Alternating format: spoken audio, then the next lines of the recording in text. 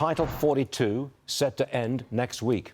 Congressman Carlos Gimenez, Republican from Florida, joins me now. Congressman, regardless of Title 42, migrants are really just still pouring across the border in ever larger numbers. Is this Title 42 debate irrelevant? Well, I think it's relevant in the sense that we expect even more migrants to come across the border after Title 42 goes away, because more migrants will realize that they're going to stay in the United States. And that's all. It's the incentive that they have, that there is a great chance that they'll stay in the United States. Aren't they You're going to get more anyway? and more of them. I mean, I'm sorry to interrupt you, they're sir, going to come. They're going to come anyway, in vast numbers. And they're being encouraged to come here. You know, we're flying them all over the place. We're just letting them in. We're encouraging it.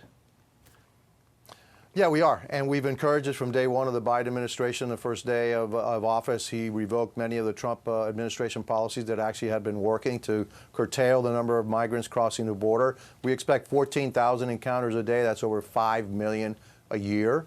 Mayorkas went down to the border, spoke with Customs and Border Protection agents down there, basically said that he never said that the border was under control, which we have him on tape numerous times saying that there's no problem at the border. We have a huge problem at the border. And not only do we have a huge problem at the border with migrants, we have a huge problem at the border with fentanyl and drugs that are killing tens of thousands of Americans every year. Given your druthers, and if you had executive power in America, what would you do at the border? Well, I would reinstitute the Remain in Mexico policy, which means that as you're seeking asylum, you must remain in Mexico.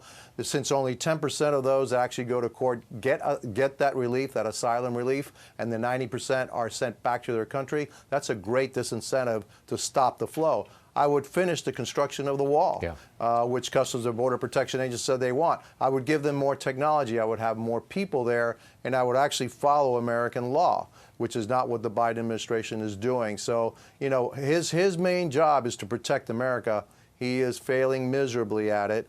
He's failing America, and Americans are dying because of his failure at the border. But when will the Democrats and the president pay any political price for the open border policy?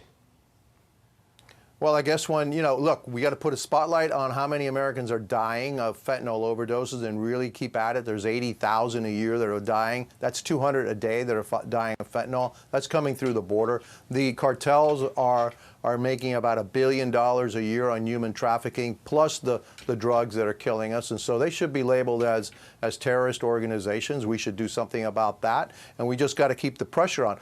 When we take control of Congress, we need to have some hearings down there at the border and have Mayorkas there sitting there as migrants are crossing behind him. And he can tell us how the border is under control. And hopefully that brings attention to this border crisis. Not only, look, Fox is doing a great job of putting it in light, but the other news outlets are ignoring it, because anything that Joe Biden says is gospel according to them. But, you know, every time that he says anything, you know that's not true, because that's been Joe Biden's history throughout his career in politics. Congressman Gimenez, thank you very much for being here, sir.